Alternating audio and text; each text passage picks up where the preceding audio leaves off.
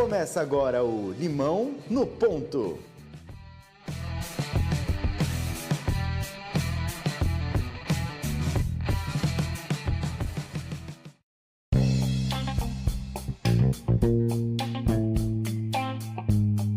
E bem-vindos a mais um episódio do Limão do Ponto. Eu sou o Dudu Mendonça.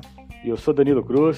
E nosso convidado de hoje é programador, CEO de uma das empresas mais promissoras de gestão de eventos no mercado atual e vencedor do prêmio de maior startup do mundo pelo Events Tech Awards. Pedro Góes, da Inevent, seja muito bem-vindo ao nosso Limão do Ponto. Obrigado, pessoal. Obrigado por nos receber hoje aqui. É um prazer estar falando aí com vocês e compartilhar um pouco das nossas experiências, né? Nossos 4 anos já de experiências vão e voltam, né? E vida de empreendedor é assim, um dia sobe, outro dia tá lá embaixo, é montanha-russa. É isso aí. Pedro, para começar, cara, explica um pouco pra gente, o pessoal que tá nos escutando e nos ouvindo, o que é Inevent? Cara, a Inevent é uma plataforma de um CRM para eventos e marketing, né?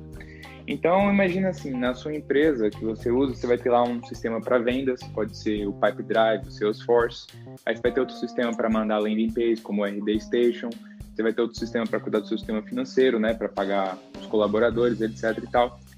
E parte desse ecossistema, né, hoje em dia, as maioria das empresas médias, assim, tem 30, 40 sistemas, SaaS, como a gente chama, SaaS, que é esse sistema que você compra pela internet e vai pagando, né, que nem esses sistemas que eu acabei de citar. E a Inevent entra exatamente nisso, entra nessa suite do marketing, né, de grandes empresas, para auxiliar eles a fazerem a parte de gestão, entender o compliance dela e montar todo esse ambiente de conectar todas as partes, né? Então a Inevent trabalha exatamente nessa área, sendo um CRM digital para facilitar os eventos e marketing dentro das organizações. Pode ser treinamento, pode ser convenção interna, pode ser evento de cliente, tem várias perspectivas aí nossos clientes usam para fazer vários eventos ao longo do ano. Falando um pouco do seu começo, qual foi o grande desafio que você teve no começo quando você pensou em montar a Inevent? Olha, foi um pouco orgânico, a gente queria criar uma empresa digital, né? A gente estava naquela época que a gente queria criar algo diferenciado e a gente teve vários projetos. A gente tinha uma empresa que tinha 8 ou 9 projetos. E aí a maioria deles vieram a fracassar. A gente fracassou uns 2 anos seguidos tentando diferentes projetos, de 2012 a 2014, e nada dava certo. A gente abriu aplicativo de restaurante, aplicativo de saúde, aplicativo para beber água, aplicativo para mandar mensagem para famosos, e nada dava certo. E aí, com eventos, a gente conseguiu ter essa perspectiva que foi uma coisa mais, assim, direto no mercado. Isso é uma coisa que a gente aprendeu dos outros. Antes, a gente sempre ficava tentando fazer o software antes, né? Fazer todo o sistema antes. Aí, só depois que a gente conseguia vender. Dessa vez, a gente inverteu. A gente começou vendendo antes e depois que a gente foi programar o sistema. E isso é muito legal, porque a gente começou acelerado, né? Então a gente começou já com essa experiência dentro da própria universidade, a gente foi fazer intercâmbio também nos Estados Unidos, a gente foi ali na faculdade mesmo vendendo, trazendo essa ideia para o mercado. A gente vendia primeiro, depois a gente programava. E isso foi uma das coisas que ajudou bastante a gente a virar uma empresa, sabe? Essa parte de vender antes e programar depois, né? Então isso foi algo bem importante bem no início, que ajudava, né, a pagar as contas enquanto a gente estava desenvolvendo nosso produto. E Pedro, então essa ideia surgiu então a partir de uma necessidade, né, já do mercado, de um cliente, de uma ação que vocês começaram aí a pesquisar e querer entender, né? Qual foi esse grande insight, né, essa necessidade, essa dor que vocês identificaram? Isso é curioso, né? Muitas vezes a gente começa uma ideia de alguma coisa, mas a gente tinha esse problema que era a gente não conseguia, na época o mobile, na época da nossa universidade, não era uma coisa que tinha, né? E a gente estava muito querendo, tipo, criar um projetinho ali para movimentar os eventos do que a gente estava fazendo, e acabou que isso acabou sendo um momento que lançou, né? A gente conseguiu fechar vários eventos no início da nossa carreira ali, e isso foi um insight que a gente pegou, né? Essa necessidade de trazer. No início era mais um aplicativo, hoje em dia que a inovação realmente aconteceu. Por quê? Porque a gente começou a trazer os insights dos próprios clientes, né? Então antes a gente ficava, né, tranquilo e a gente ia programando. E a gente percebeu, o cliente está falando alguma coisa de valor para a gente. E aí, com isso a gente começou a trazer muitas inovações a partir do feedback real dos clientes, porque a gente não era de evento, a gente não era um cara que tinha experiência organizando eventos. A gente era a pessoa que estava ali saber programar. E com esse feedback dos clientes, a gente começou a desenvolver novos produtos, e os clientes falaram, pô, bem legal isso aqui que está fazendo, mais feedback. E aí, esse ciclo de feedback levou a gente a fazer um produto e fazer isso. Eu digo isso porque a ideia mesmo que a gente teve não foi a grande sacada da Inevent, sabe? A grande coisa foi a gente se aplicar, a gente fala, gente, vamos começar, sabe? E quando a gente começou, os insights vieram 1, 2, 3 anos depois, não foi no início, sabe? Não foi a gente começar foi a melhor coisa e os insights vieram depois. Vocês começaram com uma plataforma, a princípio, voltado para eventos igual aquelas que vendem ingressos e depois foram se transformando em outras plataformas? Ou você já teve esse posicionamento de que você queria fazer essa gestão de eventos de maneira geral? Não, a gente começou bem simples. A gente começou fazendo pergunta pelo aplicativo, só tinha essa função. Então você baixava, você estava numa conferência, você baixava o aplicativo e tinha lá a função enviar pergunta. Aí tinha uma pergunta, você escrevia e era isso. Só tinha isso o aplicativo. Aí depois a gente fez outra opção que era mandar a pesquisa de satisfação, né? Então no final você mandava lá, gostei, não gostei. E isso era só o aplicativo. Aí só depois de muito tempo trabalhando nisso, que a gente percebeu o mercado, a gente começou a criar a plataforma. A plataforma foi uma coisa que veio 2 anos atrás, né? Quando a gente realmente migrou de vez para transformar o mercado e falar, vamos agora focar em plataforma, que é o que os clientes estão pedindo, né? Que é gestão, parte de integração, soluções fora da caixa. Isso que foi as principais coisas que a gente trouxe. Falando um pouco do início do negócio, no que de começo, lá atrás, qual foi o seu grande desafio? E lá atrás, no começo de tudo, vocês tinham alguma noção de onde vocês queriam chegar?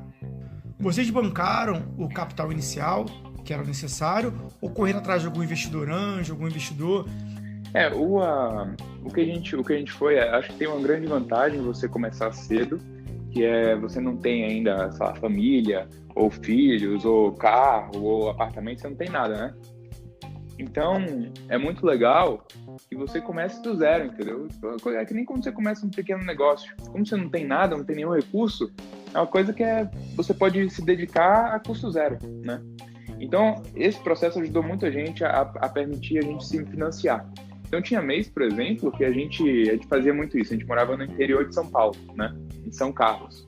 E a gente tinha que fazer reuniões em São Paulo, na capital. E a gente não tinha dinheiro para pagar o transporte, né?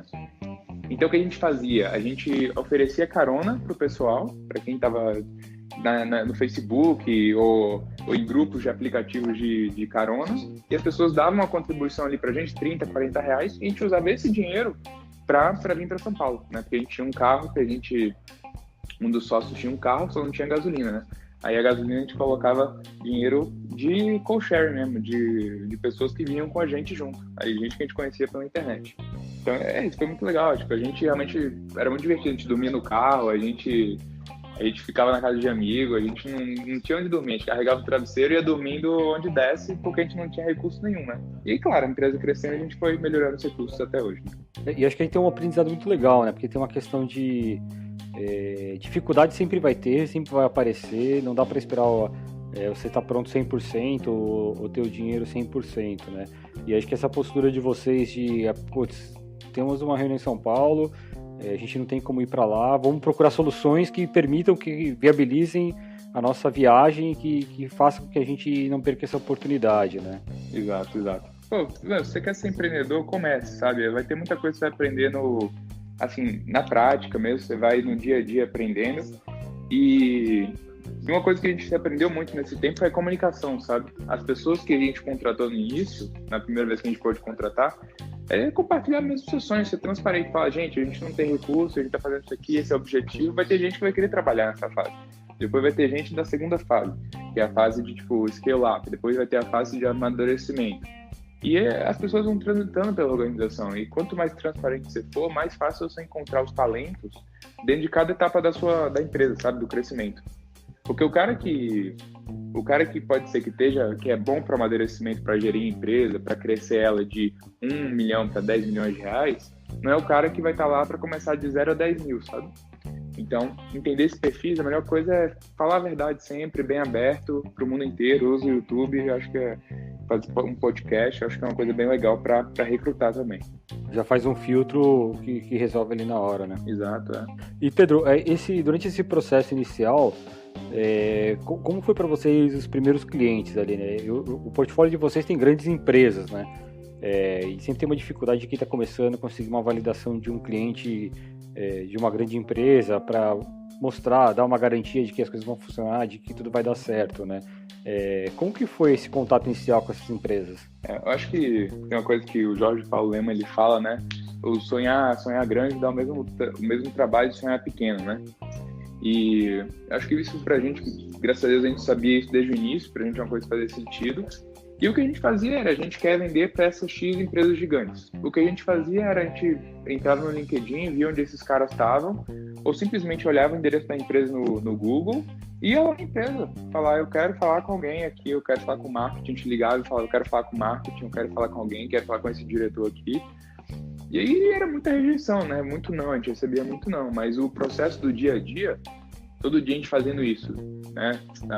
Ali resiliente com a resiliência, foco. Aí depois, eu lembro até hoje, a evento começou, a gente demorou 8 meses, aí conseguiu o primeiro cliente. Foi um contrato porque todos esses da faculdade eram coisas de teste, né? Ninguém pagava. E o nosso primeiro cliente, até lembro hoje, foi R$10 mil que a gente vendeu. E foram 8 meses. Aí depois a gente demorou mais um ano para vender o segundo cliente. E aí foi menos ainda, foi 8 mil. Aí demorou mais um ano, a gente só foi faturar alguma coisa constante lá para o início do segundo ano e olhe lá. Então foi uma coisa bem demorada mesmo o início, né, pra gente. A gente não tinha experiência nenhuma, mas era isso, a gente sempre focou em ir atrás do cliente grande, esse era o nosso objetivo desde sempre. E só demorou, acho que esse é o ponto, é ter resiliência, né? Você ser um cara que fala, eu quero construir um negócio de 10 anos. E você trabalhar por 10 anos, independente de vai dar certo ou errado, aí você vai ver o resultado, né? Acho que isso pra gente também é muito importante, essa parte de resiliência, de tempo, de se dedicar, não só por 6 meses já sai, né? Eu vou me dedicar aqui por um longo termo porque eu tenho uma grande visão e eu quero vender para grandes empresas. Aí isso ajuda bastante na visão do empreendedor que quer realmente transformar algumas coisas. Você precisa de um planejamento para fazer isso acontecer, ter isso no seu radar ali ao longo do tempo, né? Sim. Uma das coisas que eu aprendi são duas coisas aqui. A primeira é você ter muito claro o seu modelo. Quanto mais cedo você conseguir chegar num modelo viável, eu diria que é mais fácil para você escalar, né? Então você provar seu modelo. Por quê? Porque modelo a galera fala, eu vendo dessa forma. Não, você tem que saber muito certinho o que está incluso ou não na sua oferta, sabe? Por exemplo, saber o que o cliente vai pagar, como que ele vai pagar, se ele vai pagar com quais formas de pagamento, o que ele vai querer saber o pagamento, que variáveis você deve incluir no preço. Por exemplo, mais ou menos usuários, muda o preço. Se ele acessar mais ou menos, muda o preço. O que são essas variáveis? Entender isso claramente no seu negócio e deixar isso muito bem especificado. Acho que isso é um aprendizado muito grande para a gente. Quanto mais claro a gente deixava o nosso modelo de negócio para os clientes, mais fácil a gente conseguia trazer eles mais rapidamente. Então isso realmente foi um aprendizado grande para a gente, saber o modelo de negócio muito claro. Falando um pouco da parte internacional da Inevent, eu quero fazer 2 perguntas sobre o mesmo assunto. Primeiro, como foi ganhar o prêmio da Event Tech Awards e como está ocorrendo essa mudança da sua empresa para os Estados Unidos? Como tudo isso aconteceu? Legal. Então como é que foi a nossa história, né? Quando a gente abriu a Inevent aqui no Brasil, a gente, por sorte, tinha a época de Ciências Sem Fronteiras, né? A gente acabou fazendo alguns intercâmbios nos Estados Unidos. E quando a gente estava fazendo intercâmbio nos Estados Unidos, a gente acabou fazendo também empresa por lá, que é a Inevent Inc., que é uma empresa americana. Então, nesse processo, a empresa ficou um tempo lá parada e a gente voltou, começou a crescer a empresa no Brasil. E o que aconteceu? A gente percebeu no mercado brasileiro. O mercado brasileiro ele é feito muito de empresas de O2O, né? Que são iFood, por exemplo, que você compra alguma coisa online e a entrega é offline, né? Então, O2O. E aí, nessa dinâmica, a gente não existe um mercado muito grande no Brasil para SaaS B2B, né? Isso não é uma coisa que é muito presente. E a maioria dos nossos concorrentes também não são brasileiros, são do exterior, né? Eles são empresas que estão competindo lá fora. Quando a gente participa de algum processo de compra aqui no Brasil, a gente nunca está competindo com empresa brasileira, é sempre uma empresa de fora. Então, a partir de tudo isso, a gente realmente fez esse processo de se internacionalizar, né? De ter um escritório em Nova York, de abrir lá, de perseguir clientes lá fora, de contratar pessoas que falam inglês fluentemente, porque a gente percebeu que essa realmente era a forma de criar um business grande, né, pensando em 10 anos. Então a gente realmente tem trabalhado nisso. Agora, o americano é muito difícil de trabalhar, o europeu também, porque eles não têm essa cultura nossa que é reativa, né? O brasileiro, quando vai começar a usar um produto, ele fala, legal, na hora que eu for usar, eu descubro como é que usa, né? Isso é a nossa cultura. Já o americano, não. O americano, ele compra alguma coisa, ele fala, vou ler o manual completo, ou não necessariamente ler o manual, mas quem vai ser a pessoa que vai me vir treinar aqui? Ele quer um treinamento completo em como ele vai usar o produto para ir logo no primeiro dia, para que quando ele for usar daqui a 1, 2 meses, ele já esteja completamente capacitado no uso do produto. E isso pra gente foi um choque, né? Porque a gente estava acostumado a essa coisa de na hora resolve, e o americano exigindo da gente se preparar antes, e a gente teve que aprender muito na prática mesmo, toda essa questão de migrar toda a nossa documentação para um momento da venda e já ter isso claro, bem documentado, os nossos manuais, mas tem sido positivo. A gente tem realmente trazido vários clientes de fora com essa metodologia que a gente aprendeu nos últimos 6 meses.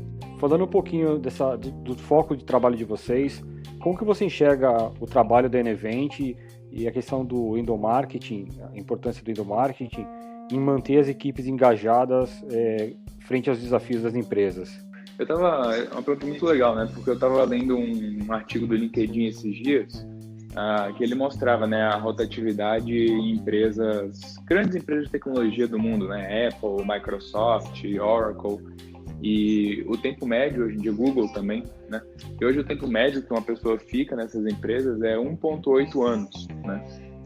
Ou seja, a maioria, em média, aí, quase menos de 2 anos depois, vai procurar uma nova oportunidade em algum outro lugar, né? E acho que, hoje em dia, o que acontece é que os talentos, eles são muito mais claros, né? Então, as pessoas, ou você consegue mais rapidamente identificar se você é uma pessoa de sucesso, ou seja, a organização vê valor em você, você vai crescer, você vai ter oportunidade, você vai ser promovido. E quem é ruim, vai rapidamente também, a organização vai rapidamente perceber isso. E isso cria essa coisa diversa, que é mais pessoas saindo porque percebem que não tem oportunidade ali e querem ir em outro lugar para ver se encontram isso. E também quem está dentro da organização acaba sendo promovido mais rápido. Então, as organizações, cada vez mais, elas estão cada vez mais ágeis, mais rápidas por causa disso, por causa de todas as coisas tecnologias que a gente está trazendo. Parte disso é o que a Enevent faz, né? A gente ajuda a informação a fluir mais rápido, a fazer treinamento para capacitar as pessoas, para a gente fazer pequenos eventos dentro das organizações. O software ele ajuda a fazer pequenos eventos de 10, 15 pessoas, e isso facilita muito o trabalho do organizador que está ali no dia a dia montando treinamento para a equipe dele para determinadas ações, né? Essa é uma área que está crescendo, as empresas realmente têm uma intenção de reter capital humano que seja dessa área, né, da área de alguém que está se desenvolvendo, alguém que está crescendo. E a rotatividade realmente continua sendo alta até nas próprias empresas de tecnologia do mundo inteiro, né? Então, cada vez mais esse é o momento de você se encontrar com a cultura da empresa, e se você se encontra com a cultura da empresa, você vai ficar por muito tempo. Não é necessariamente o nome da empresa ou não que vai lhe segurar ali, é mais a sua identificação com o seu trabalho e com a sua atividade diária. Hoje em dia, eu acho que a gente consegue enxergar, né, na nova geração, um movimento de praticamente carreiristas dentro de empresas, que são pessoas que vão migrando, mudando de trabalho de poucos em pouco tempo. E as empresas, hoje em dia, elas têm uma dificuldade muito grande de reter talentos, porque as pessoas acabam não tendo uma identificação com a empresa como elas tinham anos atrás. Por isso que esse trabalho de endomarketing, eu acho que ele é essencial para criar uma identidade dentro da empresa e reter essas pessoas que são talentosas. Exato. No passado não dava para realçar tantos talentos, não dava para saber quem era bom e quem era ruim, né? Porque não tinha sistema para isso. Hoje em dia é muito fácil, você entra lá e já está claro o que é ou não é, e você consegue identificar realmente quem está produzindo muito mais rapidamente nas empresas. O que eu acho que é bom, acho que é essencial para a nossa economia avançar, né? Aí tem um ponto que você falou aí que acho que é bem importante e acho que fica muito claro no trabalho de vocês dentro das empresas, né?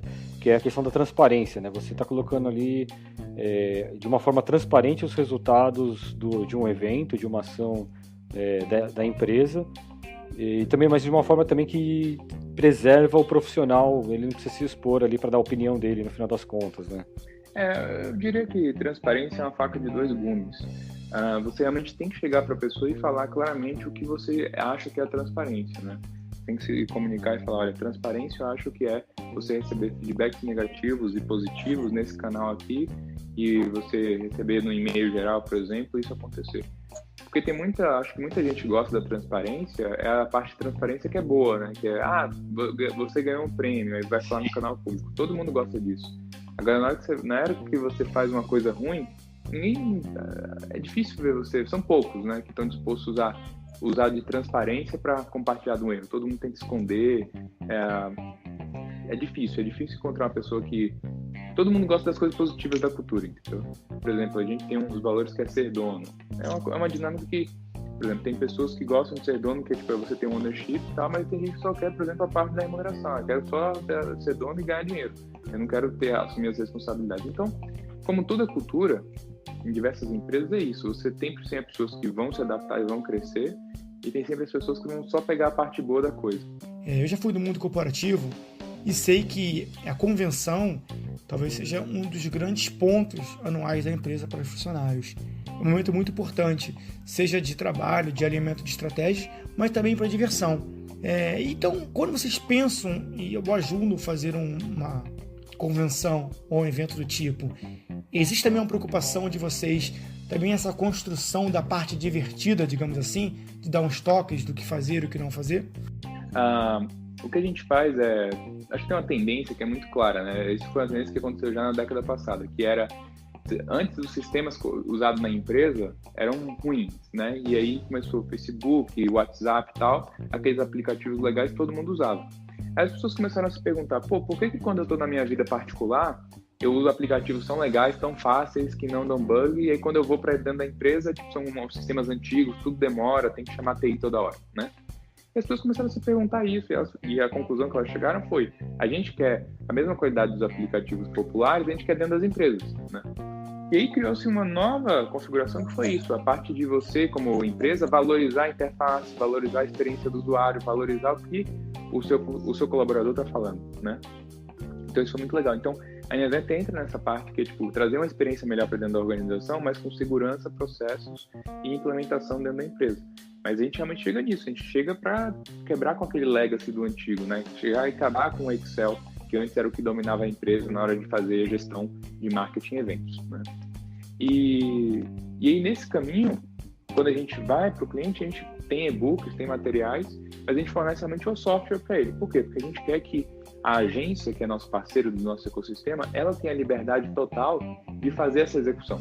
A gente não quer concorrer com a agência, né? Porque se a gente fala que a gente é meio que consultor, a gente pode estar tentando concorrer de certa forma com a agência. Não, a gente é bem limitado na nossa área, assim como a agência é bem limitada na área dela de criação, de produção, e a gente é bem na área do software.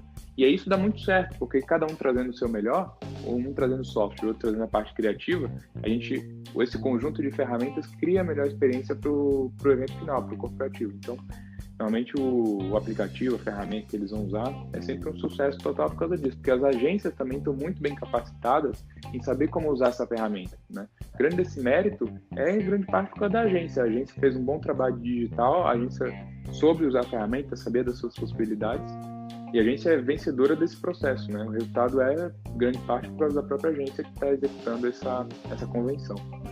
E Pedro, como você enxerga esse processo de transformação da tecnologia dentro das empresas, né? Porque a plataforma de vocês vai de um leque muito variado, né? Você pode atender até uma empresa pequena, mas você pode atender uma mega corporação, né? E aí você tem diferentes cenários tecnológicos dentro da empresa, né?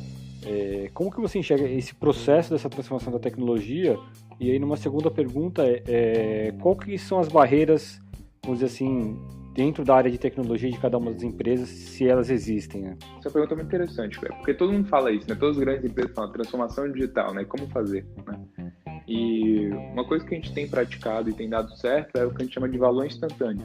O que é valor instantâneo? É tipo assim, você chega pro cara, como que é um processo tradicional, certo? Você chega pro cara e fala, vocês compraram esse novo sistema, a gente vai fazer 6 meses de implementação aqui, nesse meio tempo vai dar um monte de loucura aqui, mas depois de 6 meses vai estar tudo perfeito, e vocês vão ter um sistema muito maravilhoso, vocês só vão precisar treinar por mais 3 meses, daí pronto, vocês vão poder treinar, né? Pro cara que tá lá do outro lado, ele pensa, eu vou pagar, além disso eu tenho que passar por tudo isso, né? Então, o que a gente tenta mitigar essas etapas é o quê? É trazendo um valor instantâneo para ele. Olha, no dia 1, você comprou hoje, amanhã no dia 1 você já dá para fazer isso. Isso aqui é 5% do projeto inteiro, né? Mas você já vai poder usar amanhã. Aí depois, no dia 2, a gente faz mais 5%. E no dia lá 10, quando estiver implementando, a gente faz as customizações de DNS, de aplicativo das lojas, etc. e tal. Mas desde o dia 1 você já vai poder usar a solução, né? A solução já está pronta hoje, é no cloud, é instantâneo. E isso tem facilitado muito o processo de adoção do digital, porque o cliente, ele não perde mais tempo mudando o sistema. Ele simplesmente fala, eu quero essa solução, é mais fácil, quero começar a usar amanhã. Ele já está usando, né? Então, acho que esse é o ponto principal que a gente tenta focar sempre, no usuário final, quem vai usar a sua ferramenta. Então deixa esse cara feliz, entendeu? Deixa esse cara ver o valor. Se ele começa a usar já no dia 1, alguma coisa que para ele já é interessante, esse cara vai fazer todo o esforço possível para passar pelo resto da estrada com você, né? É legal. E quais são as suas grandes referências no mundo empreendedor, assim, no empreendedorismo? Eu tenho algumas referências interessantes. Tem uns tradicionais, né? Eu vejo grande valor. Tem alguns empreendedores brasileiros, né, que eu vejo com admiração. Osiris Silva, né, fundador da Embraer. Eu ainda acho impressionante que impressionante, né? Um brasileiro, ele criou uma empresa que fabrica avião aqui em território nacional, com todos os nossos impostos, etc. e tudo, a gente não falando inglês, e mesmo assim ele fez uma empresa que hoje é uma das 4 maiores empresas de avião comercial do mundo, né? Então isso para mim é algo impressionante, eu tenho uma grande admiração pelo trabalho. Tem outros empreendedores também que realmente tenho uma grande admiração, Marco Stefanini, por exemplo, grande empresa brasileira de exportação, uma das empresas mais internacionalizadas aqui do Brasil, né? Foco de global, de saber atender o cliente com a visão, o mindset de, não é só aqui, o Brasil é grande, ok, mas a gente tem que ter uma visão de fazer uma multinacional que seja realmente para dominar o mundo todo e oferecer serviços globais, né? E eu também tenho uma certa admiração por Bill Gates, né? O fato de ele ter criado a Microsoft, depois de ter se dedicado à filantropia, né? Porque tem muita gente que fala, pô, já fiquei rico, vou tirar férias, vou passar pelo mundo, mas ele realmente é dedicado a isso e tem tido grandes projetos, grandes avanços concretos em relação a ajudar o mundo a se desenvolver, né? Principalmente nessa área aí de dejetos na África, né? Então isso é bem legal. E Pedro, a gente costuma aqui no podcast pedir algumas recomendações, né, para todos que estão ouvindo a gente, os empreendedores e interessados no assunto. E a gente queria de você saber quais as dicas de livros que você teria para dar para o pessoal. Eu recomendaria com certeza a história de Osiris Silva, A Decolagem de um Sonho. Recomendo também o livro de Marco Stefanini. É bem interessante, conta a história dele. O livro de Marco Stefanini se chama O Filho da Crise, né? Então o Filho da Crise é bem legal. Também recomendo a história da Comcast. A história da Comcast é bem interessante, é um livro que fala sobre... A Comcast é uma das maiores empresas de telecom dos Estados Unidos e, por consequência, do mundo, né? Então, My Dream é uma história também da Comcast. E uma história bem legal também é do McDonald's, né? A história do livro do McDonald's, a importância de não só ter ideia, mas execução, né? Isso é muito evidente na história do McDonald's. E o livro passa realmente por isso, mostrando que quem teve a ideia, embora fosse brilhante, no final não levou o negócio e não foi o bilionário da história, né? E se você pudesse voltar agora, lá atrás, e conversar com aquele Pedro que começou anos atrás, qual dica você daria para aquele Pedro? Olha, o meu ponto principal, isso é uma coisa interessante, o que eu falaria para mim mesmo. Eu diria que começar é muito importante, dar esse primeiro passo, se arriscar, porque pra gente, pelo menos, a gente saiu do nada, né? Tipo, literalmente, a gente não tinha onde dormir, às vezes, no nosso processo. A empresa não tinha dinheiro para pagar uma pousada pra gente. Então, isso só fez com que a gente, na história, tudo fosse melhor, né? Pô, do nada a gente pode viajar de avião, que maravilha, sabe? Tudo a gente tava sempre feliz e conquistando e dando passos pra frente, né? Então, isso foi uma coisa que pra gente foi muito positivo. E associado a isso, acho que você tem que ter uma visão bem clara de onde você quer ir, né? Tipo, ó, eu sou especialista nessa parada. Por exemplo, a gente era especialista em tecnologia. A gente entendia de tecnologia, a gente já tinha mais de 10 anos programando, né? Então, entre num negócio que você tem experiência em fazer, né? Não entre numa coisa que você não sabe absolutamente nada. Pô, eu trabalho com telecom, mas vou vender carro agora. Isso não é muito positivo, né? É uma coisa que você tem que pegar uma área que você já conhece. Pô, você vender carro, agora fazer um aplicativo para vender carro mais rápido. Então faz super sentido. Mas escolha uma área que você conheça e vá com força, né? Vá com força, não fique... eu vou ficar aqui no meu emprego e tal, porque a coisa realmente, se você não dedicar 100% do seu tempo, isso é uma coisa que fala pro pessoal. Se você não se dedicar 100% do seu tempo, a coisa não vai sair do jeito que você quer. Sempre vai ser mais ou menos. Então, se você quer uma coisa que dê certo, se dedique 100% do seu tempo, 7 dias por semana, e aí você vai ter alguma coisa de sucesso em 2, 3 anos. E, Pedro, a pergunta que não pode faltar aqui no nosso podcast, a todo entrevistado que passa por aqui, é: se a vida te der um limão, o que dá pra fazer, cara? Poxa, pergunta complexa, hein? Mas acho que aquela história do limão é que nem a história do café do Starbucks, né? Um café, o mesmo café que é aquele cafezinho de graça lá no restaurante, que você pega no copinho de plástico, é o mesmo café que é usado no Starbucks para te vender um café de 30, 25 reais, né? Então, acho que a ideia é você conseguir agregar valor no limão, né? Você, em vez de usar o limão para fazer uma limonada, você pode usar o limão para cozinhar uma costela, que você vai cozinhar usando um gesto assim, que nem aquele cara do Instagram, que ele coloca a mãozinha assim para trás e deixa o sal cair. Aí pronto, aí do nada você pegou uma costela de porco ali que você comprou por 5 reais mais um limão, você colocou um showzinho ali, você está vendendo por 50 reais essa costela, né? Então, é isso, é achar formas de agregar valor no seu produto. Acho que essa é a principal coisa que todo mundo deve fazer sempre, né? Ter novas ideias criativas para como que eu vou agregar mais valor. Agregar entretenimento, solução, velocidade, agilidade. E aí você pensar nisso todo dia dos 107 dias, tem 2 opções. Ou você acha a resposta ou você fica doido, né? É complicado. Então o segredo é fazer o limão ficar valorizado. Boa. Pedro, foi um grande prazer ter você aqui. Obrigado pelo seu tempo, sua disponibilidade. E agora o canal está aberto para considerações finais, contatos, o que precisar, o podcast é seu. É legal, eu só queria compartilhar umas 3 tendências que a gente está fazendo esse ano. Até no passado a Inevent era muito assim, empresa, Inevent, né, e nosso cliente.